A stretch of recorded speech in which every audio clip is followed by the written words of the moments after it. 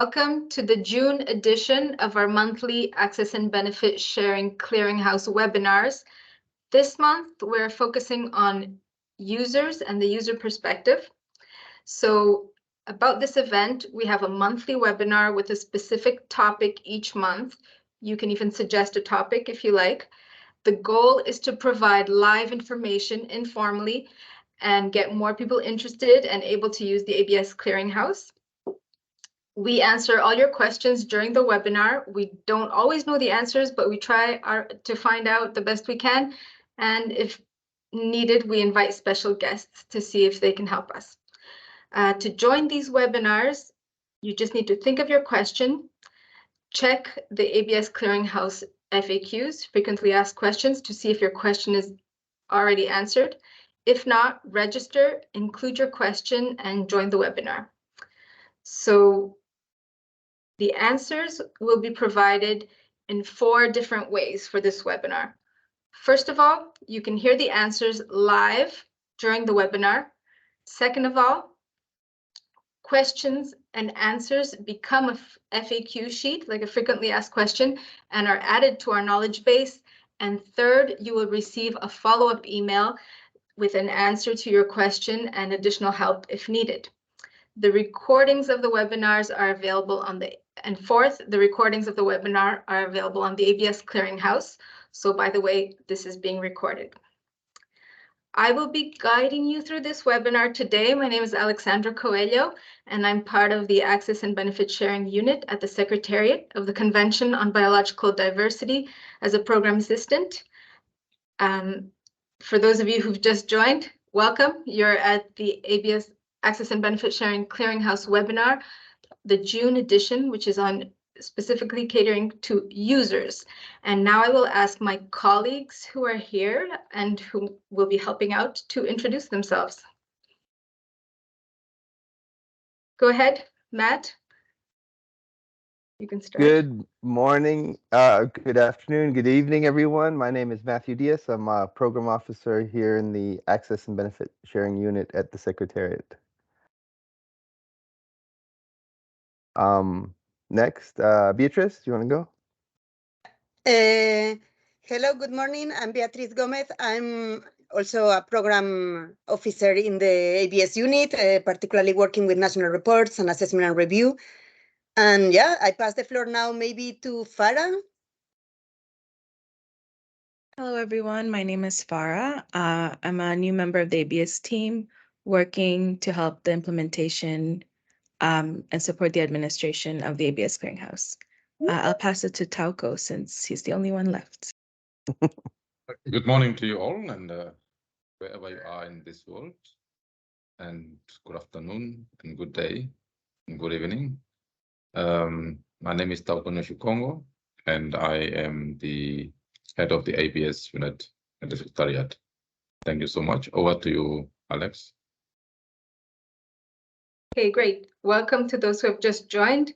You are in the right place. This is the June edition of the ABS Clearinghouse webinar. So a bit about the agenda. It's a 1-hour webinar. This overview, about 5 minutes. Then we'll have 45 minutes to answer the questions. And we'll answer the questions in clusters because a lot of them are similar.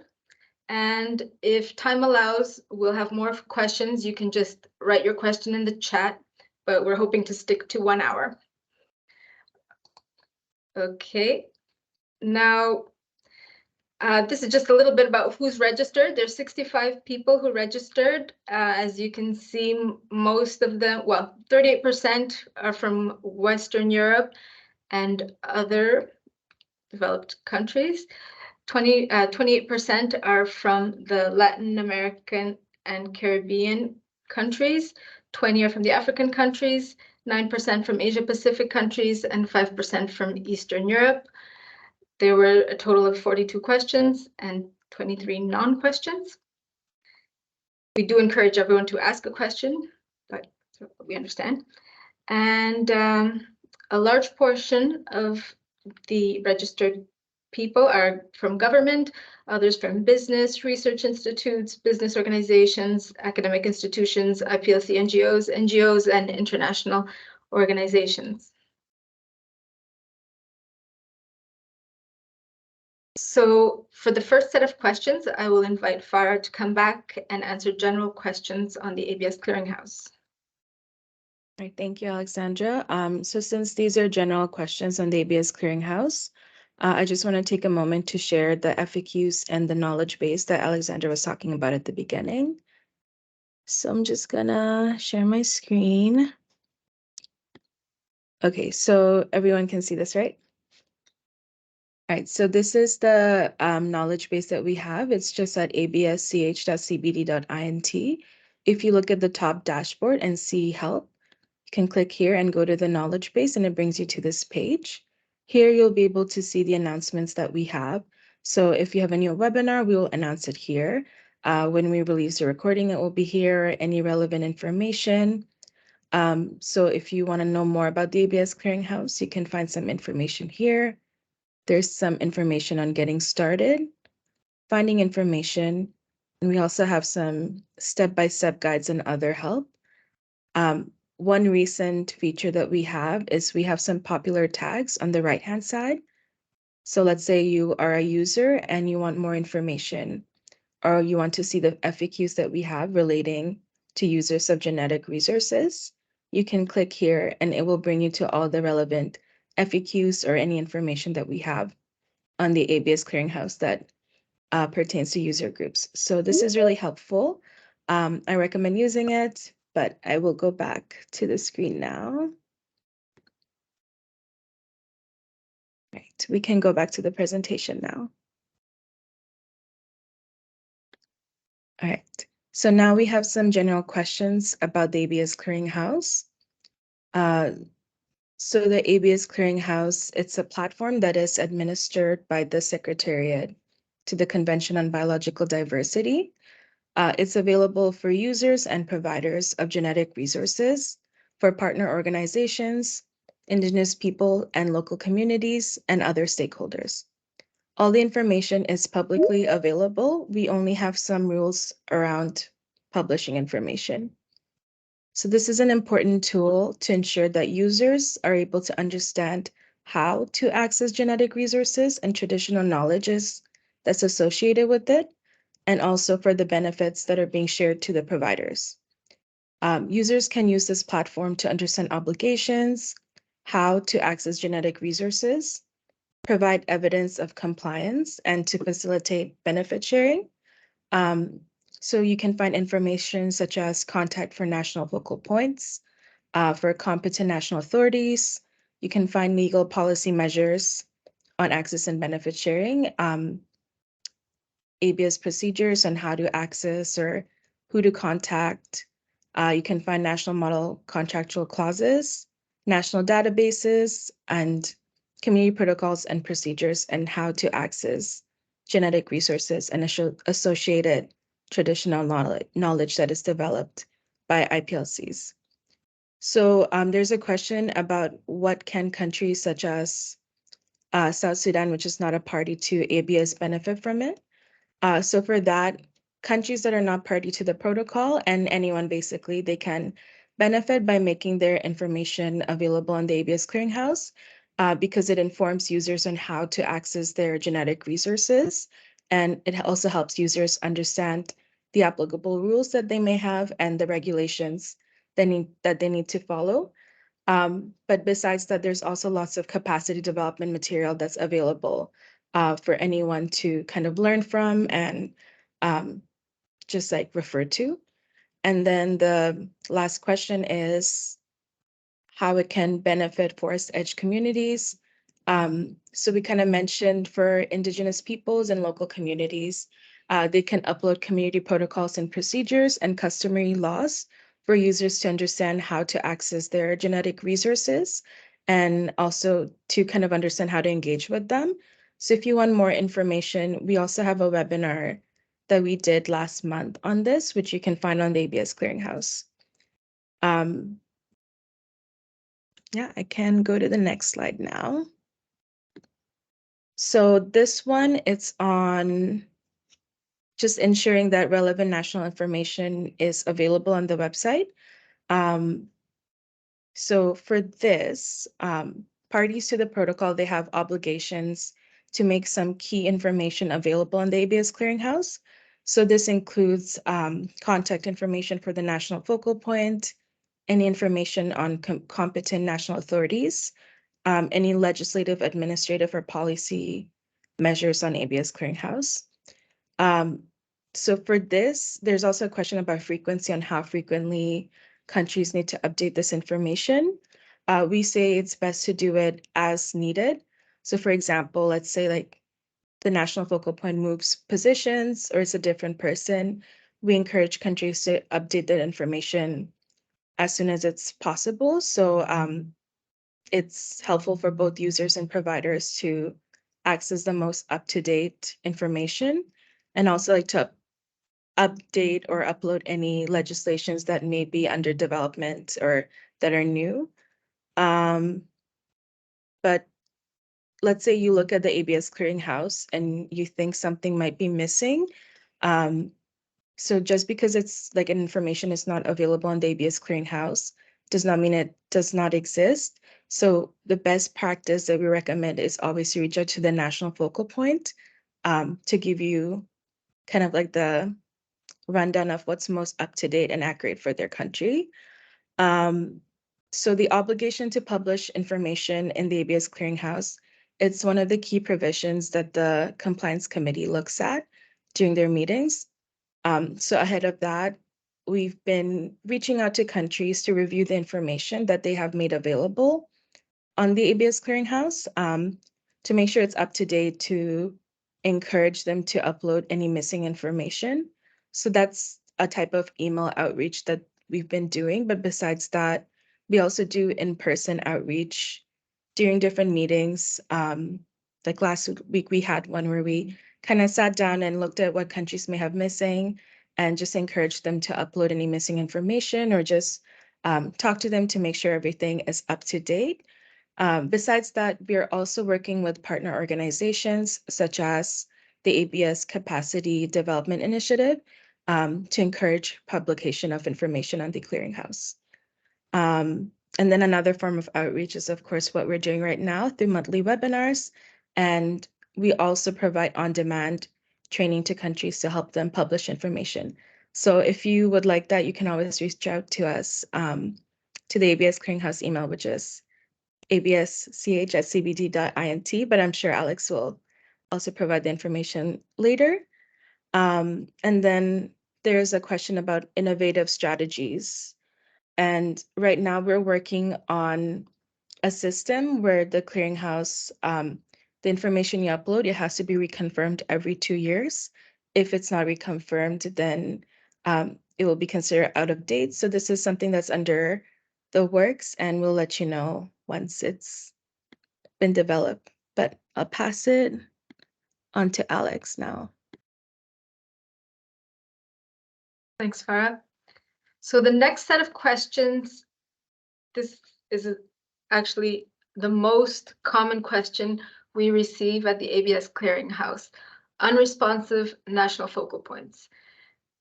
All the questions are essentially the same: how to deal with an unresponsive national focal point, what to do when the focal point does not answer.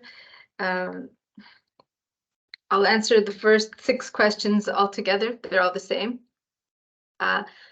Basically, sometimes countries have issues replying to their queries, and there could be many reasons for that. And there are some things countries can do to try to avoid this from happening: users contacting them and not getting any reply or not being able to reach the right person. First of all, sometimes the national focal point could be assigned as a political position, for example, given to the Ministry of Environment. Other times it could be a person that is the singular contact for many MEAs. One solution to that is that you could include additional contact emails as part of the information under the national focal point, so that several people are receiving the email, and even if that person's the national focal point, somebody is in charge of checking the email and replying. Something else that can happen, sometimes national ABS measures are not completed, and the national focal point doesn't want to give the wrong information. Sometimes there's a lack of capacity, a lack of financial resources, beginning stages of setting up their ABS framework. And one solution for this could be that a party could choose to make their procedures available. Procedures, ABS procedures, are something more informal than the legislation, and they could be set up so that it's transparent and you explain and you put all the information clearly in the ABS procedures common format, the contacts, what to do, frequently asked questions about scope, to reduce the need for users to contact the national focal point and overburden them each time and give simple answers. Also, if the national focal point email is a general email, one idea is to have an out-of-office type of reply that indicates the steps interested users can use. I have an example here. For example, if you write to the national focal point of Namibia, you will get an automatic reply like this: "We acknowledge receipt of your email. This is about how long it'll take to get a reply. If you need a permit, you can access the regulation at this address, send your queries to these addresses, CC this person, these are the phone numbers, these are our office hours, you can come in person." So even that's one way, if the national focal point is having a hard time replying to all the requests and demands, to have some kind of transparent way to indicate to potential users exactly what the procedure is, deadline, like delays, and who to contact. So there's some ideas. From the user side, if you cannot reach the national focal point after trying, some suggestions we can offer are, first of all, you could contact the competent national authority, the CNA. You could try to contact the authority in your own jurisdiction, because they are also, through the Nagoya Protocol, required to help users from their country follow the regulations abroad. Another idea could be to contact a user focal point for advice. That could be many organizations, research institutes, universities have a compliance officer. You could also try contacting the CBD focal point, which is often different than the ABS focal point. And if you're in an institution that has compliance officers, if you are from one of these institutions, or if you are a compliance officer, please get in touch. We can do trainings, specific trainings on the ABS clearinghouse. And one idea is to build towards a network of compliance officers, kind of like, so we can share practices. As a secretary, another thing you can do is that, well, we work with partners often. There's the Nagoya Protocol Hub, for example, the UEBT, which is the Union for Ethical Biotrade, and they also provide information for users specifically. What the Secretariat often does is that we can, if nobody's answering you, chances are they won't answer us either, but we can reach out, for example, if the email address is wrong, and make sure the contacts are still relevant and still pertinent. All right. The last question, are you able to provide an overview of the countries that are currently working on establishing their ABS frameworks? Sorry, here's the German Nagoya Protocol Hub. They help German researchers and companies navigate the ABS rules. And here's UEBT. They have also a portal where they describe different ABS rules for different countries in a simplified way. So the last question, are you, We do keep a record of information we receive formally and informally. Most information, honestly, is gathered through the interim national reports. This report has a lot of really rich detail. And as we mentioned, we also do different types of outreach to get updated information. But the interim national report is really where we get the broadest sort of information from the most amount of parties. But unfortunately, it's currently not very up to date, as the deadline for the interim report was in 2017. However, there will be a new report, which will be the first national report on the Nagoya Protocol, and it will be due February 2026. So currently, we're working on a way within the ABS clearinghouse to indicate what level of progress countries are at.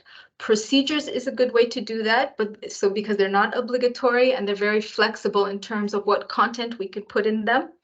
But for now, from the graph, we can see with the information we have right now, we can see that even parties with measures, most of them, about 50%, are still working on developing new ABS measures or updating the ones they have. Same for parties without measures in place. There's a little over half of the parties that don't have measures that have indicated that they are currently developing ABS measures. Even in non-parties with measures in place, there is about a little under half that are still developing or updating, and non-parties without measures in place, there's a portion that are currently developing to our information. I hope this answers your question. I don't know if you wanted to know with this question which countries. I prepared a table here. We can break it down if you contact us if you need specific kind of information. I'm not going to go through this list, but if you watch the webinar after, you can just pause on this slide and get an idea of which countries, to the best of our knowledge, are working on their ABS, developing new ABS measures. On that note, we have two questions related to interim national reports. Basically, are we going to ask countries that have not submitted their interim national reports to submit them or update them? And like I said, the interim national report is finished. Now we are aiming for the first national report due in February 2026. The format was adopted at the last MOP in December, and we're going to put it online shortly, and parties can actually start filling it out from the end of the summer. A notification will be sent out in the next few weeks. So for this the national report will lead to the assessment and review of the protocol, which should be done every 3 or 4 years. Unfortunately, due to the pandemic, decisions and approvals were delayed, and going forward, every 3 to 4 years will be sufficient to reflect where countries are at.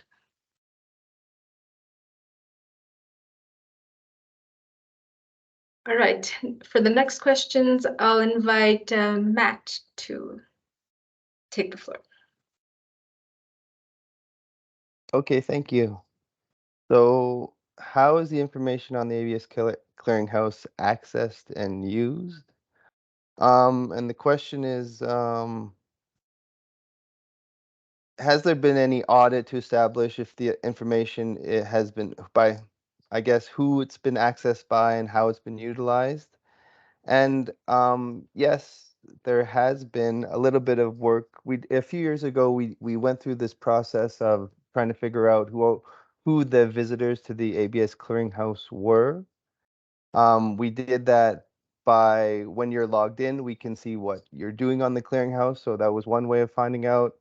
The other things we did was categorizing all the emails we received and all the questions that we've received from visitors to the clearinghouse, and we did find out a little bit about what the users were doing when they accessed the clearinghouse. If you go to the next slide, Alex.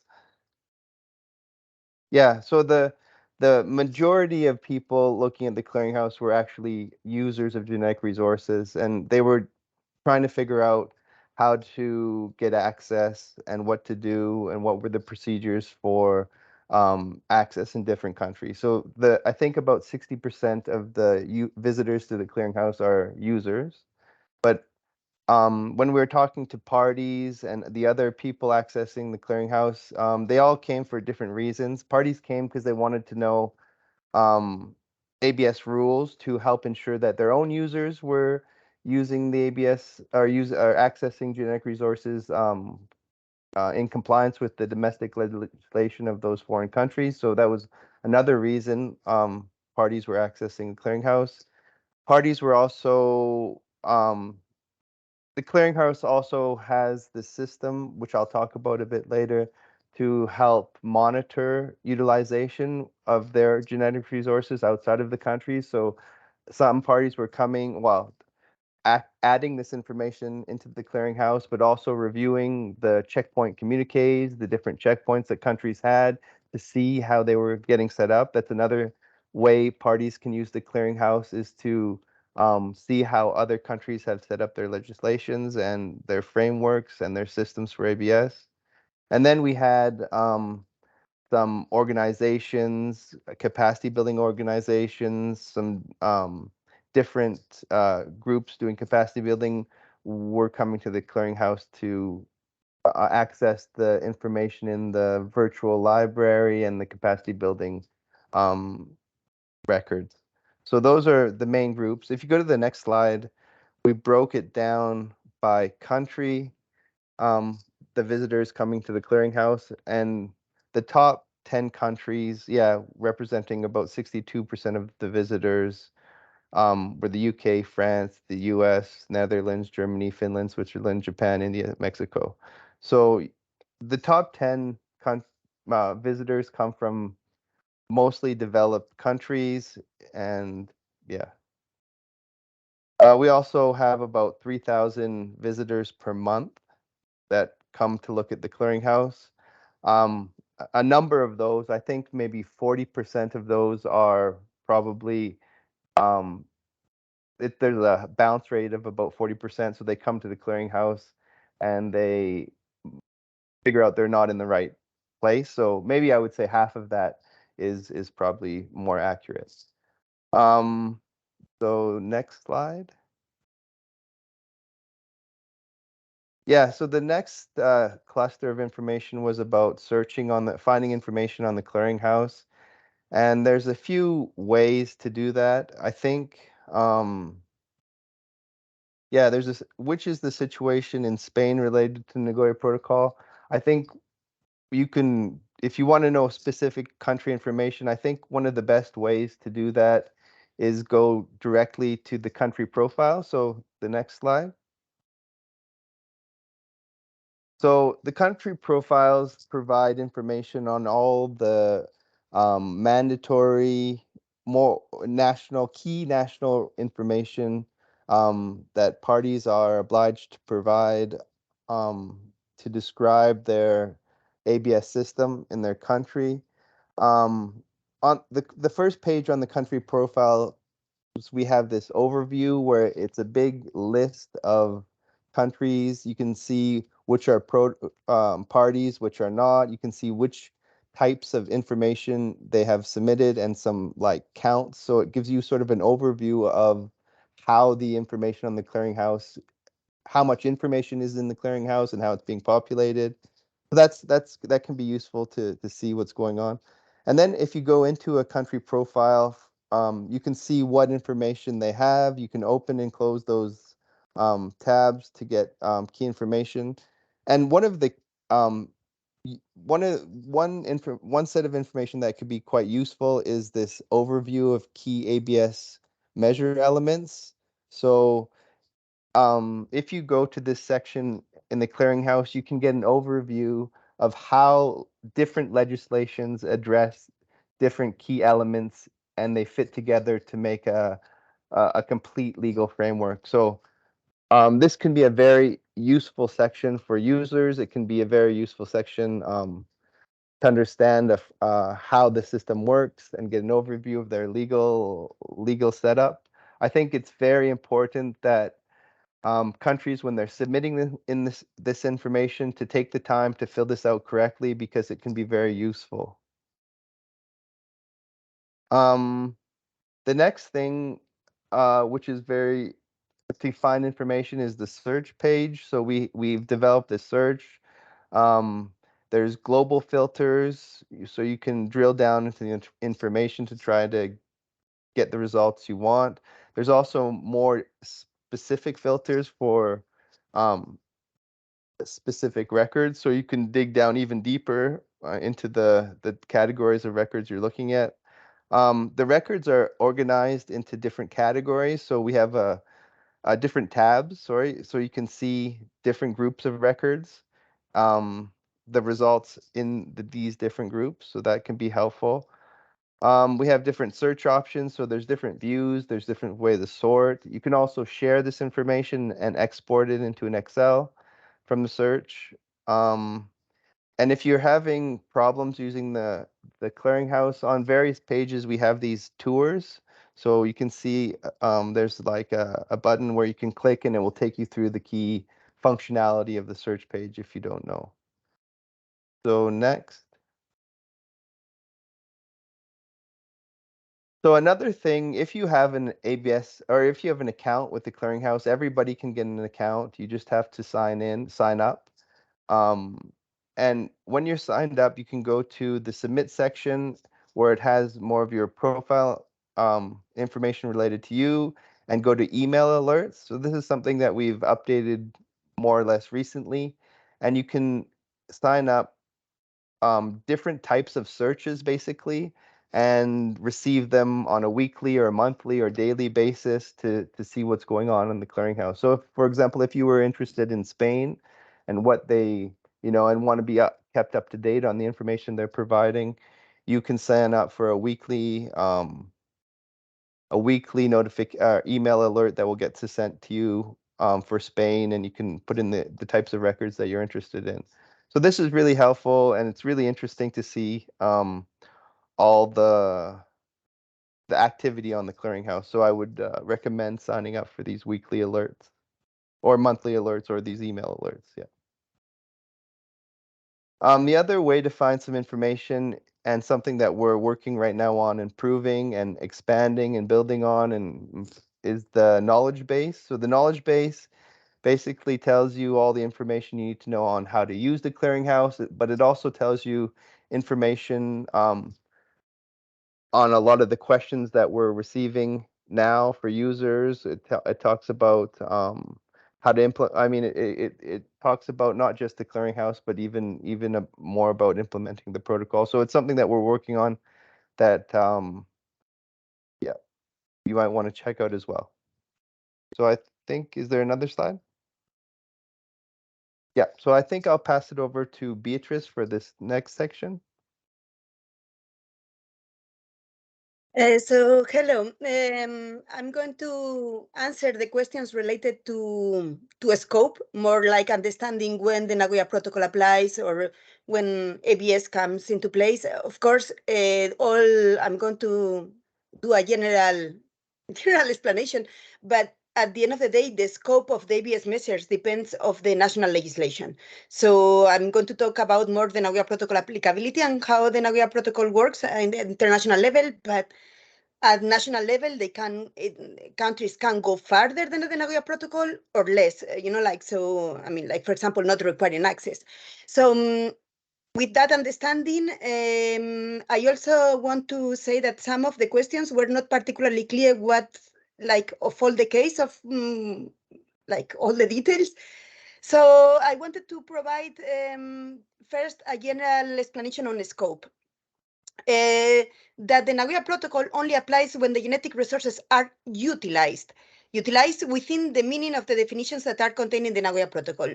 So utilization of genetic resources is understood as to conduct research and development on the genetic and or biochemical composition of genetic resources, including through the application of biotechnology.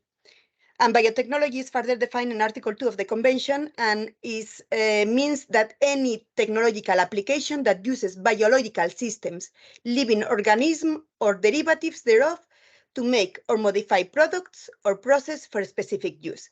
So that's when ABS comes to play. So commercialization, transport, or trade of species without the intent of utilizing them within the definition, they are normally excluded from ABS measures. So for example, when we have questions on the maca, I mean, if the maca is just sold as a product without any utilization, any research or development on and creating something different from the maca in China, that would be just trade, like, and the benefits that are derived from it is like just the trade of a normal trade. Also, for example, there is also some questions here about, no, I will answer later about the mice. So just to understand that this is always a general scope that is very defined by the Nagoya Protocol.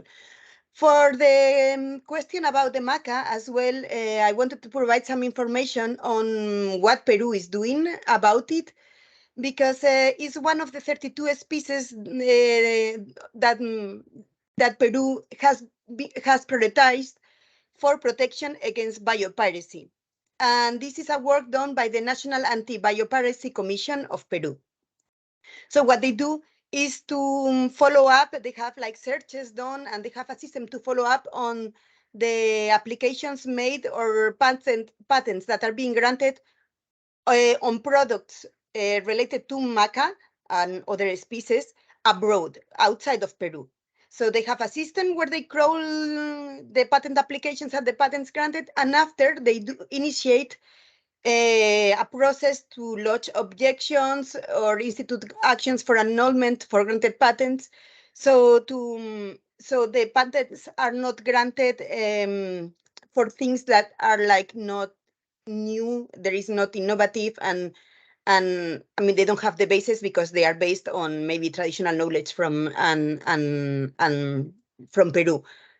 So actually, Peru has been doing a lot of work regarding patents and fighting biopiracy in China, but also in Japan and in different countries. They have done a lot of work. I'm not sure how much benefits are coming back to Peru, but maybe this is something nice to get more information from Peru on this case. Also, from the questions that have been put forward on scope, I wanted to clarify that users need to comply with two types of legislation, two sets. One thing is to comply with the legislation from the country providing the genetic resource, and another thing is to comply with the ABS legislation of the country where the genetic resource is being utilized. So wherever like you go to a country, you obtain the permit, and when you come back to your country to utilize it to conduct research and development, you also need to make sure that you are complying with the rules of your country. So for this is for the Europeans, this is kind of quite known. They have to file the due diligence requirement of the European Union. But I mean, some countries are actually, some other countries outside the European Union are lagging behind on putting that compliance, articulating that compliance aspect to make sure that the users within their jurisdiction are complying with the ABS legislation of the provider country.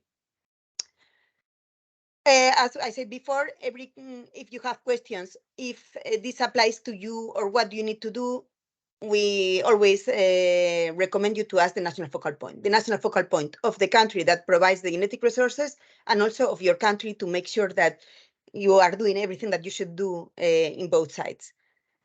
There was some questions also on documentation. How many documents do you need? How can you prove that you have legally accessed the genetic resource?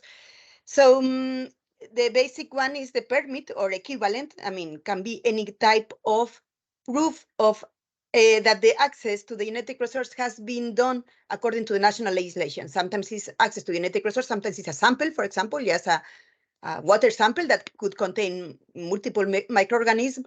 So whatever it is, you just need to have a proof that you have done everything that is required. This permit or equivalent, one that is published in the clearinghouse, becomes an internationally recognized certificate of compliance. To have this certificate of compliance helps you to navigate, to go to checkpoints, and to navigate the value chain.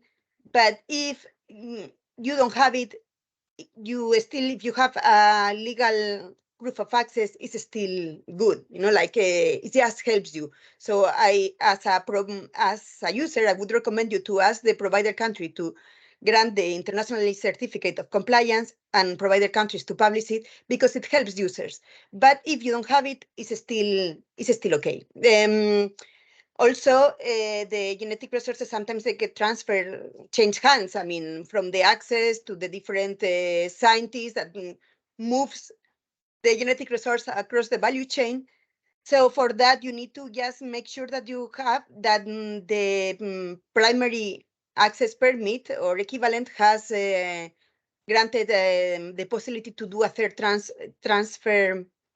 transfer, so that this could go along the value chain. So that also could be a proof that you need to have. Of course, some countries do not have access requirement in place. Therefore, if they don't have access requirement, there is no need to ask for a permit or proof of legal access.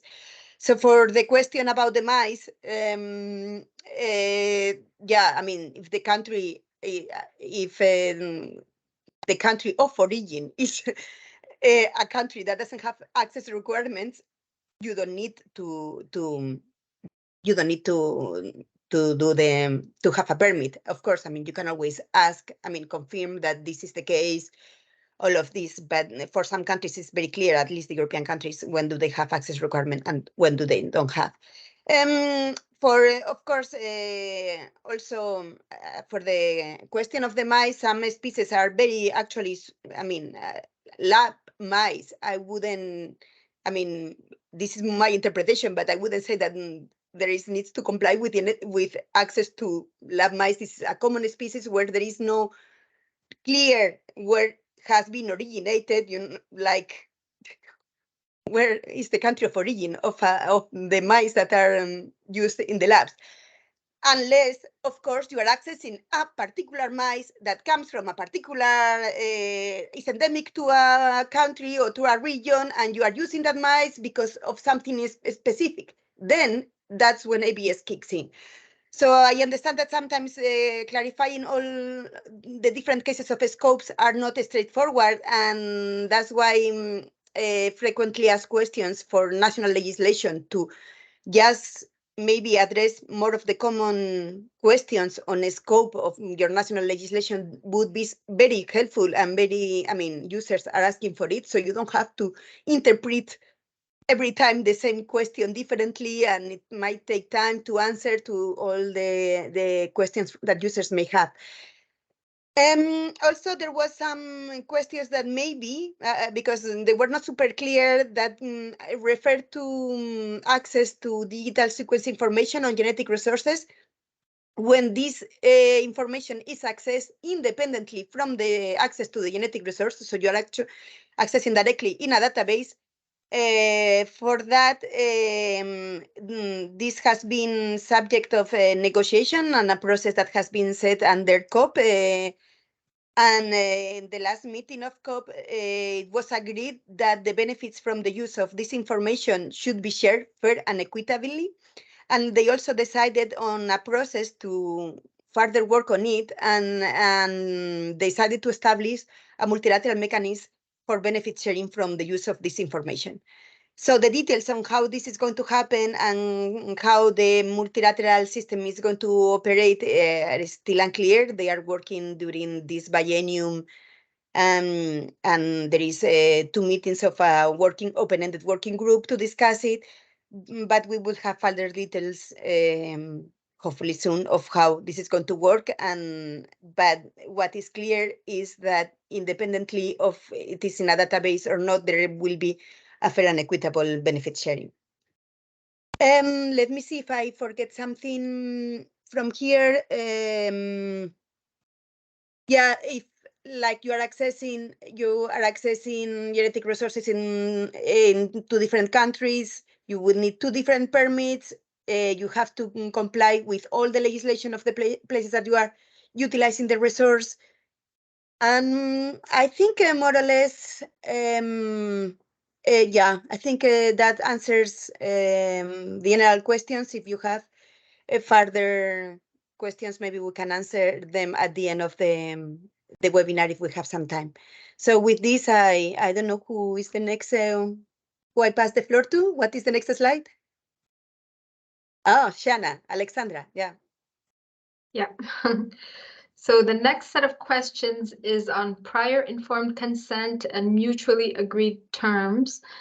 So these questions, actually the first ones, some of them are not really questions, but the first one is tipos de beneficios, types of benefits. And the Annex 1 to the Nagoya Protocol lists examples of different types of monetary and non-monetary benefits. So that can give you an idea of what they are. I'll put the link in the chat. That answers that question.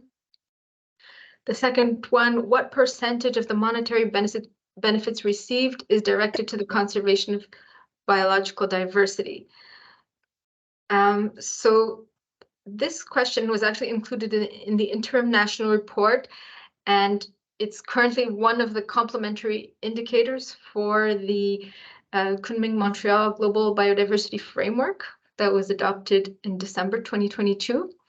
The methodology for collecting data on monetary and non-monetary benefits will be developed as part of the monitoring framework of the GBF, and parties will need to adapt or revise methods for collecting information. The percentage of benefits directed to biodiversity should be in one of the indicators included. But the monitoring framework is still under development, so watch this space. There's meetings at the end of the summer that you can participate in if you're interested. And now the next 2 questions are the PIC templates available? Are there PIC templates available for review and use? And negotiation of monetary benefits, methodologies, and terms. I'm not sure what that question is asking exactly, but from what I understand, one person is asking if there are templates for the clauses that would be in a contract. And the second one is more on the content, what type of information and would be in a contract. So these are 2 different things. I think maybe the more important part would be to know what exactly you would want, and then the formulation of the legal clauses could be left to the lawyers, but there are actually a lot of resources on the ABS Clearinghouse and elsewhere that we could indicate. I'm going to just copy this and paste it into the chat. It's a lot of information, but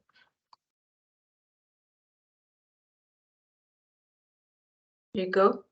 So there's documents on drafting successful ABS contracts, ABS contract tool, practical guide, agreements on ABS for academic research, a toolbox.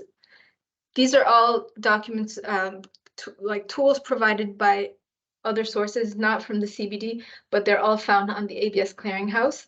There's also a lot of information on the BioJustice website that you could look at.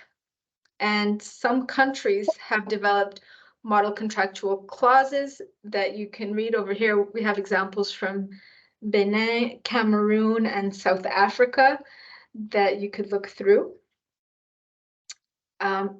I'm just going to share with you how you would search, because we went through it pretty quickly earlier, how to search for model contractual clauses on the ABS Clearinghouse. So if you're on the ABS Clearinghouse and you go to search, records. Under search, there's records and national report analyzer. This is information from the interim national report, and there will be information on the first national report soon. So under records, under the global filters that Matt had talked about, you can go to record type. And under here in the reference records, you can see model contractual clauses, codes of conduct, guidelines, best practices, and or standards. And if you check that box, over here you see there's 33 reference records. And if you're looking for ideas on model contractual clauses or the other question, which was on monetary benefit negotiations and terms, this would be a wealth of information in here that you could look at. All right.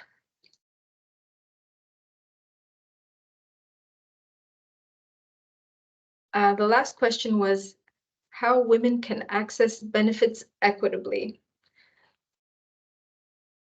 So gender considerations should be mainstreamed in all stages of ABS, including the sharing of benefits.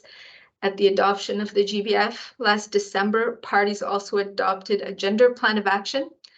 This is going to be included in the monitoring framework I was talking about for the GBF, and disaggregation of benefit sharing by gender for monitoring in the GBF is likely to also be in there.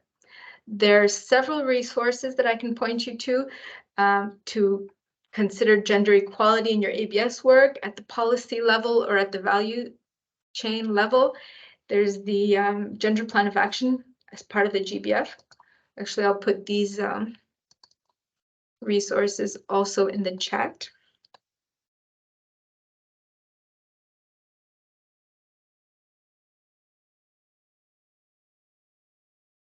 There's 2 publications by the CBD addressing gender issues in actions on biodiversity objectives and best practices in gender and biodiversity. There is the UNDP put out a gender equality strategy, and they also put out mainstreaming gender into ABS value chains gender toolkit.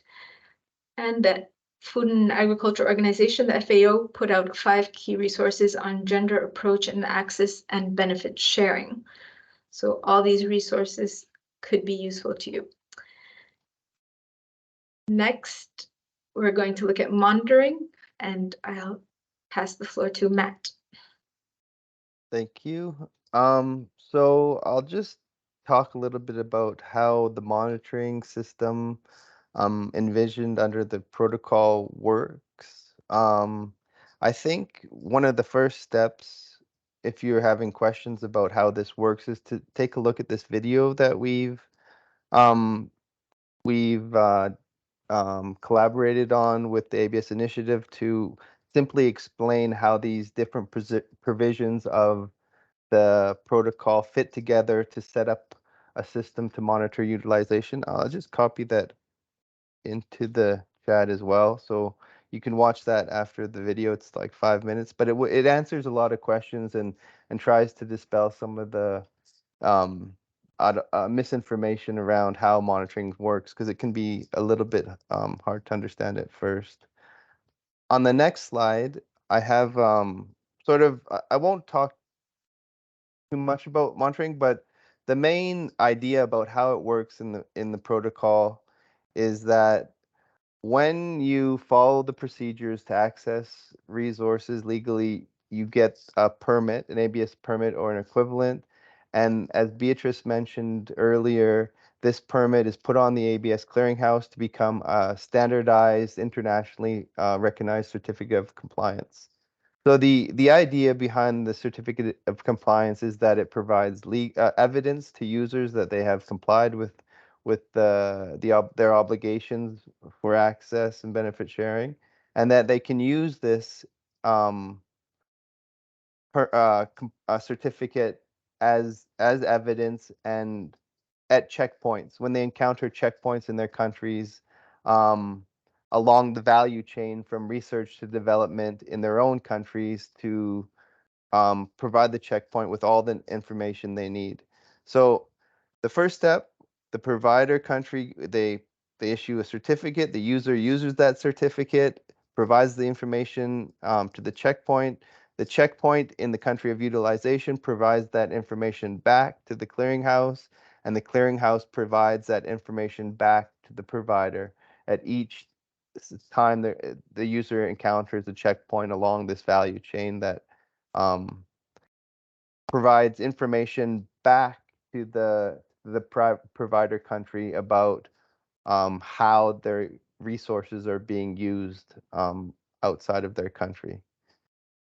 So the two main information there that parties have to, or well, parties should provide to the clearinghouse are the information from the permit to create this certificate on the clearinghouse, and then the information the checkpoints gather from users to create another information about when, some details around how the resources are being used, called the checkpoint communique, which gets sent back to the provider so they can get some information. So that's about all I want to say about monitoring. I think we have some information in the knowledge base about monitoring. We have that video that I encourage you to watch. And if you still have questions, I'm happy to you can contact us and send us an email. So the next slide, I just wanted to say a little bit about how users can get involved. As you may know, the Kunming Montreal Global Biodiversity Framework follows a whole of society approach. So whole of government, whole of society, it's a framework that's meant for everybody, and it will take the success of the framework requires everybody to participate and get involved, all the actors of society at all levels of government. So there's a lot of opportunities for users to be involved, and I think yeah, there's a few specific things that you can do. I mean, there's a Target 15, which starts to introduce these reporting obligations for users of genetic resources. We have, I mean, one of the things you can do is help contribute information on your best practices. I know in the when Alex was showing you how to find model contractual clauses, a number of organizations and research institutions and businesses have had submitted some best practices. So you can do that. You can develop best practices and model contractual clauses and provide them on the clearinghouse. That's really helpful. It's easy to do. Anyone can get an account on the clearinghouse. You don't have to be a party or not to submit the orange records, the virtual library records, the reference records. So anyone can do that. So I encourage you to sign up, and that's also how you can access the email alert. So you can benefit from that as well. You can also, the clearinghouse, like I said, 60% of the visitors or more are users of genetic resources. So you're our main target audience. So if you have suggestions or functionality that you would like to see on the clearinghouse or that would really help you, it's for you. So please get in touch with us and we can try to make that happen. Another thing you can do is try to support countries and the systems that they set up for access, and you can help them to let them know if the procedures that they have set up um, are operating how you'd like to see them operate. Maybe there's some things that are a little, I don't know, out of whack with the way you are actually doing your business. You can provide comments for that, and some of our partners are going through a process to improve these procedures for countries and ensure that they or help them take into consideration some user needs. So that's one of the things that we're working on. You can always request a training session or a one-on-one chat with us here at the Secretariat. We're happy to talk to you. A lot of our intersessional processes like IACs, informal advisory committees, in these webinars and workshops, we try to involve more and more the business and research and user side of the ABS stakeholders. So there's opportunities to get involved that way. Yeah, so I just wanted to say that basically this is a very key obviously demographic for ABS, and we're really trying to hear more from them, be in closer communication, and so feel free to communicate with us.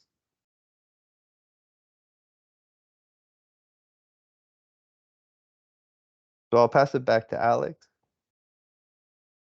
All right, I guess, thank you so much, everyone. I hope your questions were answered, and if not, we were just right on time. If there's any pressing questions, I saw there was a question in the chat about country inspecting and compliance with local ABS rules, and it was answered in the chat, but I don't know if Bea, you want to answer that one out loud as well. The question was, do you know if there is any country inspecting compliance with local ABS rules? If yes, the inspection is focused on nationals or foreigners? Yeah, well, I provided the answer in the chat, but basically, yes, countries have put in place as part of their systems, many countries have put compliance, measures to ensure compliance with their national legislation. And they also include measures in case of non-compliance, so sometimes there are fines, or they have different systems in case there is non-compliance.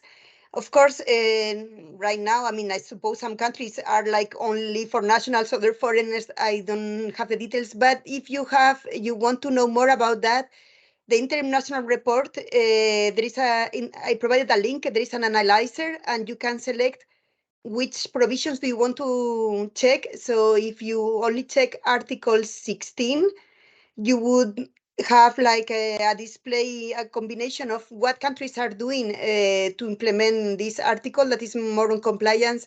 So you can, go through it and see how different how different countries are addressing them. Same. Look here, So you can look at everything disaggregated, but for example, you can only look at the compliance measures. Do the opposite, Analyze. And here you can check when you open some of these words, what are the answers to the different questions there. So you can compare and see, everything that you need. I would also say that you could also contact the countries, the focal points, to find out what they're doing as well on compliance, and even like several countries go beyond the requirements of the protocol and do a more thorough compliance check. So you can find out more about how they're doing that. That could be very interesting.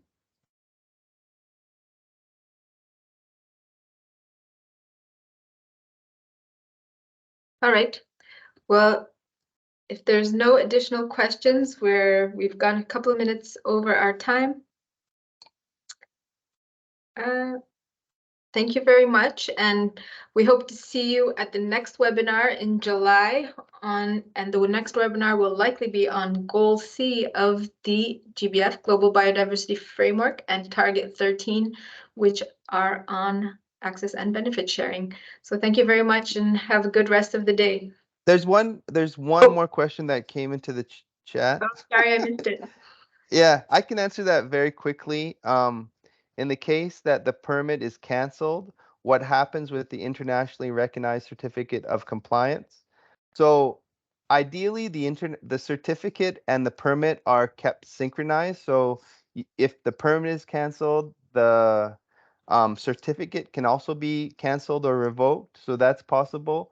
Also, the permit and the certificate on the clearinghouse always links back in the national system to the national permit. So even if they look up if a provider country looks up that certificate or gets a checkpoint communicate, including that certificate. It will link back to a national permit with the details that could be confidential or not, and find out that that permit has been canceled.